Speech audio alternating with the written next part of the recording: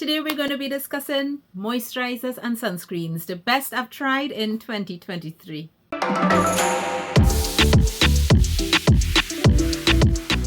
Hi everyone, welcome back to Sheri Approved. Thank you so much for joining me today. If you're new, welcome. And if you're already a part of the Sheri Approved family, thank you so much for clicking on today's video. This video is part 2 of the best skincare I've tried in 2023. And let me just invite you one time to like this video, subscribe if you haven't already, and get ready to share it with your friends because you know the content is going to be great. Just as a backdrop to the information that I will share today, I am a licensed skincare consultant, but in this video series, I am sharing products that has really remained in my rotation, that I've really used a lot, but products that were new to me in 2023 and would have remained in my routine for at least 2 months. If you haven't seen my first video in this series, I will link it down below as well as up in the cards. And let's get right into today's video. So jumping right in, the first product that I'm sharing with you today is the last one that would have hit this list, and that's the new Kose Baha EC Vitamin E cream. And I would have never expected this cream to be like one of the top moisturizers that I would try in a year, but you will realize that there's a theme as well with the moisturizers that made this list. Yep. So if you did check out one of my more recent videos where I shared with you guys the struggles that I've had with seborrheic dermatitis since October or so, you would have heard the dramatic transformation my skin took once I started using the Kose Baha EC cream. And this is one of Kose Baha's latest releases. And while it is such a simple formula focused mainly on vitamin E, some niacinamide, ceramides, and squalane, and literally the list I just gave you there are ingredients for a phenomenal basic moisturizer. This basic moisturizer was what my skin needed. And like I told you guys, I know that it may not necessarily be the moisturizer that I will be using all the time, but I have been using it consistently simply because while my skin is hugely better, I am still monitoring it just in case that flare comes back. And so I'm still using the cream really because I'm feeling like kind of safe with it, if you know what I mean. So while vitamin E is an ingredient that you can find in a lot of skincare products, and this particular moisturizer is focused on vitamin E is known for being able to help the skin recover from inflammatory damage, especially due to UV exposure. But it is also well known and studied for many types of dermatitis that occurs on the skin and helping to accelerate skin healing. And I think that's where it came in for me. It's a moisturizer that literally anybody can use. I've even used it on Hadassah. It's just one of those things that having a good tube of it in your house makes sense. You never know when something's going to happen.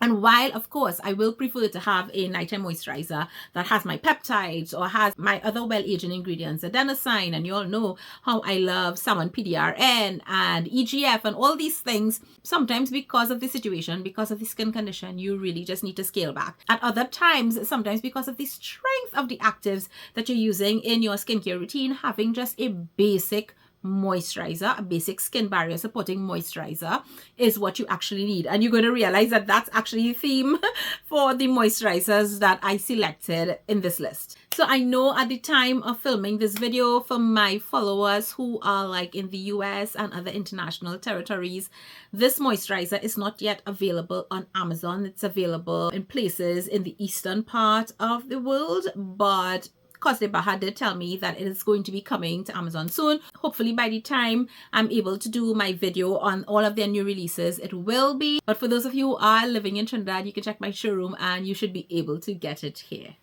The next moisturizer that I use like crazy, and I'm also cheating here because this one wasn't a 2023 release, or it didn't come in to my routine in 2023. But let me tell you why I'm mentioning it here. Because I realized that I put this moisturizer in like a brand review video in 2022. But when I was doing my summary of like best moisturizers, I don't know why I didn't include it. So this is just a mention.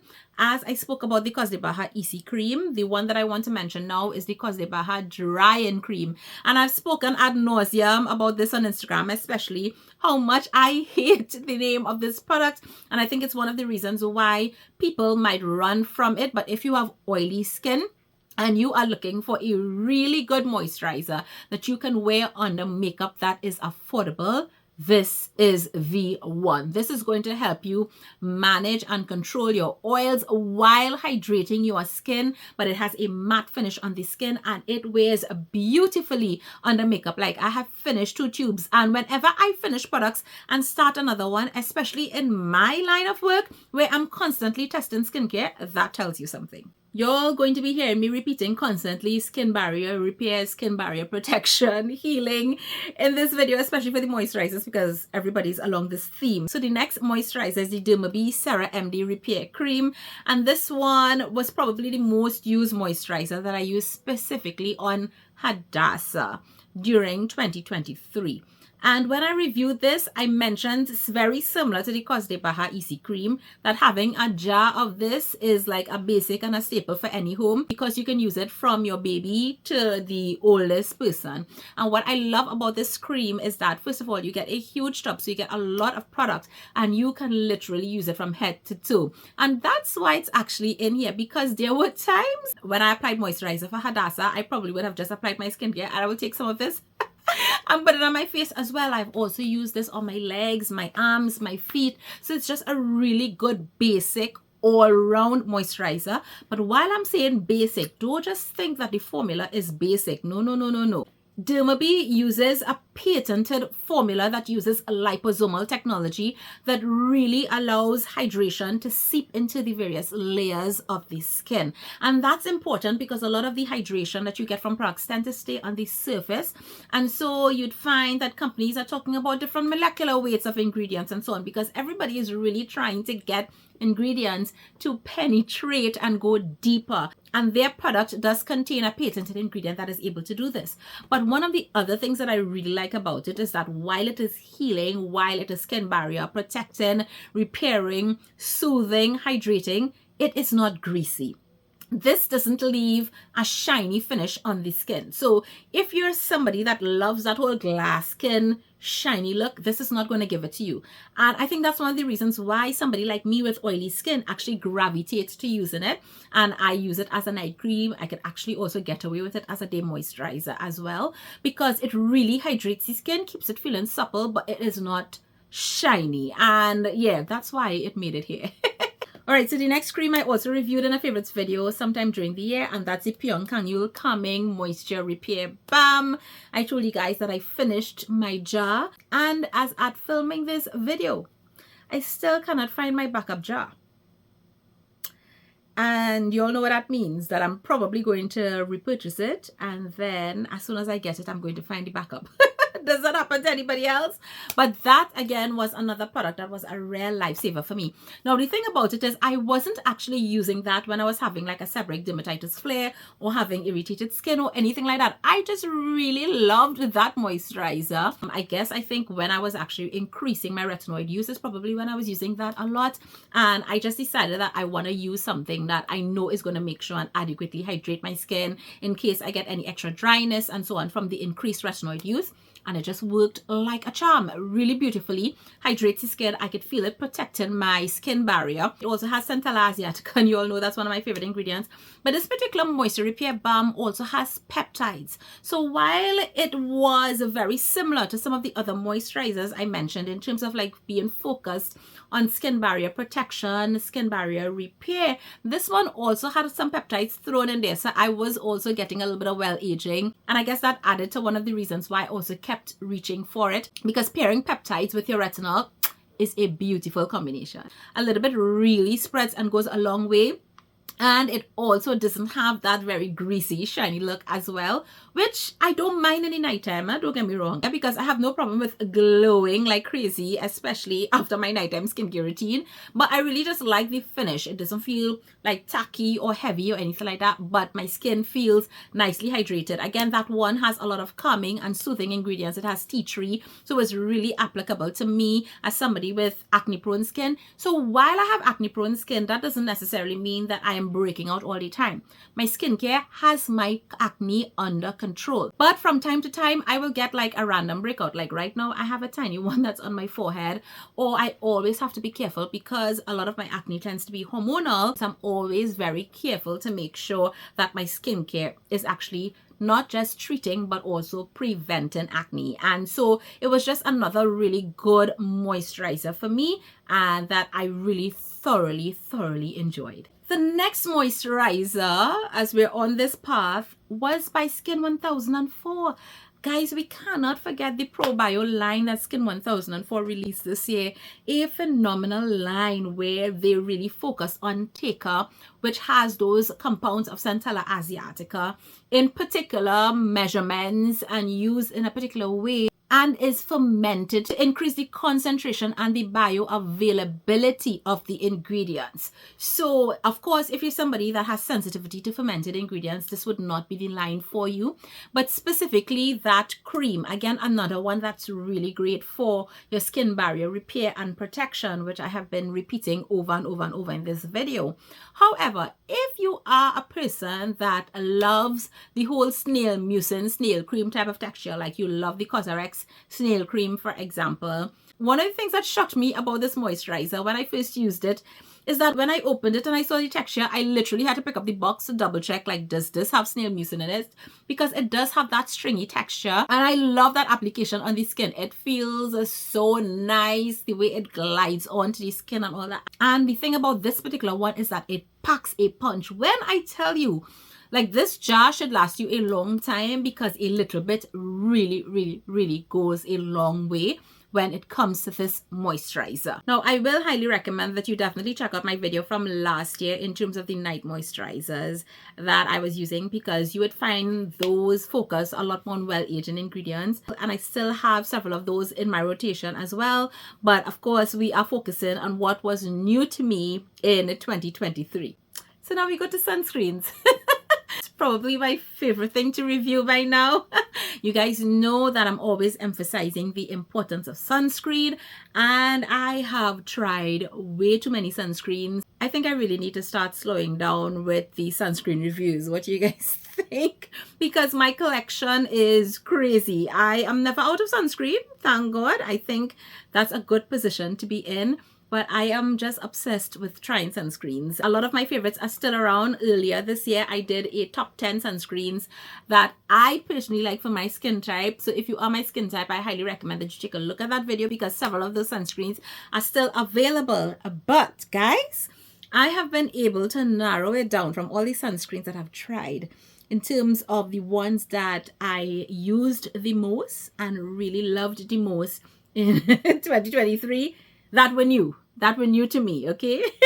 So I am sure that many of you could guess this one, and this is a hard thing to say, but honestly, if I had to pick the best sunscreen release of 2023, it absolutely would be the Jomiso Awesome Airy Fit Daily Moisturizer with Sunscreen SPF 50. And I'm kind of shocked that I'm saying this. But honestly, when I looked at all the new releases of 2023, in terms of products launched in 2023 that I tried in 2023, I think that this is the most universal sunscreen that would work on almost any skin type. Seriously, on almost any skin type. And so many people of varying skin types have enjoyed this sunscreen that I just had to talk about it. And it is an amazing sunscreen. And yes, the other one, their regular Airy Fit, that's the yellow and white tube, is also great. However, I had to like come down to it, because I was like, why am I actually enjoying the blue and white one a little bit more? I wasn't sure, but then I realized it was because of the finish on the skin. So the yellow and white gives a little bit more glow on the skin than the blue and white, yet the blue and white is still hydrating enough that somebody with very dry skin can use it. The finish is nice enough that, you know, a lot of people can actually use this under makeup. And even though I have oily skin, it wears really well. Yes, there's going to be a glow, but it is a lovely glow on the skin. There is no fragrance. It uses newer filters only. Most people are going to react well to those. And yeah, it might be the sunscreen of the year. when I really think about it in terms of the most universal sunscreen, I think I'd definitely give it to Jumiso. The next sunscreen that was new to me, and I'm not sure that it launched in 2023, but was new to me, was the Mixsoon Centella sun cream. And I probably went through more tubes of this one than any other cream type sunscreen during 2023. I just fell in love with this. And this one, what I fell in love with is the finish on my oily skin. It just looks like a filtered natural glow finish on the skin, and one that I absolutely enjoy wearing. I look forward to applying it. It does have a lavender scent because it does have lavender extract in there, but I actually find it to be soothing. So if you do have an aversion to lavender, I'm just letting you know that. But it also has Centella asiatica. It is a sunscreen that is geared toward acne prone skin, one that I think is hugely underrated. And again, not enough people have probably tried it. When people think about Mixsoon, they think about the bean essence and a lot of other products when it comes to Mixsoon. And Mixsoon has this sun cream there that I'm constantly using. I have clients that are constantly repurchasing this product as well. And we love it. We really, really love it. I definitely recommend it if you haven't tried it yet. Just saying. Now, of course, I have a very oily skin. So you would find that I will naturally prefer sunscreens with a more matte finish. So the two that I mentioned before, the Jumiso and the Mixsoon, I can actually wear those without putting a moisturizer under them. The next three, maybe not, and let's discuss it. So the first one is the Kose Suncut UV Perfect Milk. And I wasn't sure if I should talk about it in this video because it seems as though recently it's no longer available. And Kose is a Japanese brand, and a lot of the Japanese brands like Biore, etc., they reformulate their sunscreens and update them very regular. I don't know if it's once a year, once every 18 months, and so on. So from the time I start to see them missing for a short while, it's likely because it's kind of sold out and a new one or updated one is about to be released. And I'm thinking that might be the situation here. I could be absolutely wrong and there could just be a shortage of the product right now.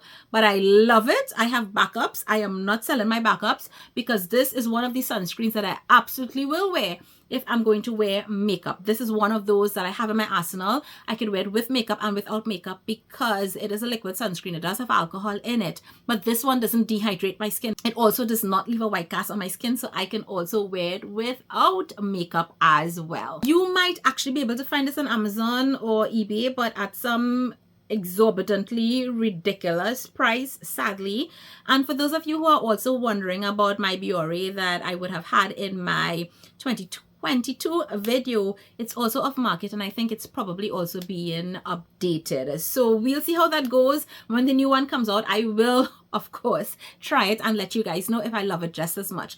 But honestly, if I had to choose from this and the other two that I'm going to mention, if I had to choose just one sunscreen to have for wearing under makeup, it would be the Kose. No joke, I love it that much. And I really hope that they don't alter the formula too much. The next one is a sunscreen that I think I mentioned once, and that's recently on Instagram, but I was using it like a bunch, and that's the Biore UV Super UV Milk SPF 48. This particular one, I didn't really talk about it too much because it can tend to leave a white cast. While it is a hybrid sunscreen, it is zinc oxide based. So it is heavy on the zinc oxide, and even me, I would get a white cast when I apply it, but it dries matte in a few minutes and it works great as a primer. So I would primarily wear that one under makeup until recently something happened just by mistake where I applied it on my face, and before I could actually finish rub it in, which, you know, it would take like a good amount of hand action, I had to run to do something that took a couple minutes, and then by the time I came back, I could still see the sunscreen on my face, but the liquid was evaporated. And then I just rubbed it and it literally disappeared in seconds. And I was like, wait a minute, is this some kind of new hack? So every time I wear that sunscreen now, I do that, and now I can actually wear it without having to put makeup on top because it blends into my skin. Now, if you're darker, I'm not sure that that method is going to work. I'm also not sure that that method is going to work for other mineral-based sunscreens, but I figure it has to do with the formulation, like those liquidy types of, you know, hybrid sunscreens that the Japanese tend to put out a lot, and it also contains alcohol. So that could be part of the reason why I had that experience. But listen, I am so glad that happened by mistake. because now I have another option as well. And thank you so much again for staying with me this long. But the last sunscreen that I will mention, and this one was not new to me in 2023. However, I hadn't used it for years and I started using it again this year, and that's the Misha All Round Safe Block Soft Finish Sun Milk, the pink and white one. So there are, I think, 3 or 4 sunscreens in this whole Misha Sun Milk line. And many years ago, I was obsessed with the blue and white one. Like, that one was the best. So I bought it back when I kind of saw it, you know, being around again. I bought back the blue and the pink. And for whatever reason, that blue was definitely reformulated because I don't like it as much. And the pink one, however, really worked. It was more matte than I remember it from several years ago. But the thing about it is it was like too matte for me. This one feels dehydrating on my skin. I have to put on like a good moisturizer under it, even on my oily skin, because it dries matte. But that also means that it's really good for people with oily skin, especially to be worn under makeup. But why I'm putting it in this video, because I really don't like that whole dehydration aspect of it. But why I'm putting in this video is because I actually started applying it just a little bit. Not so much as the sun protection, but a little bit on top of my sunscreens that have a more glowy finish. Like after they've set, I will actually put a little bit of this Misha, kind of like a primer on top. And it literally really helps to take down the glow. And for that reason, I have been reaching for it a lot because it's been helping me to finish off like other sunscreens that I wouldn't generally reach for because they might be a little bit too shiny on my skin. I know several people who are obsessed with this Misha sunscreen. And again, you can absolutely wear it on its own as your sunscreen because of that matte finish. But I will highly recommend wearing a moisturizer under it to make sure that you do not dehydrate your skin. And that's it for moisturizers and sunscreens. So we might have maybe 1 or 2 more videos in this series. I don't know yet because there's a lot to talk about.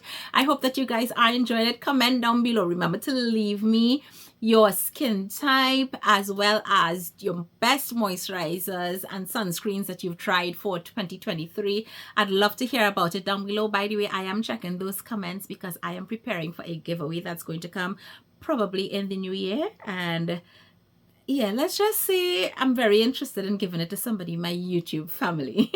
And of course, as a gentle reminder, if you don't have the right products, you have the wrong products. Remember to like this video, share it with a friend, leave a comment down below, and I'll see you guys again as we continue the best skincare I've tried in 2023 series. Bye!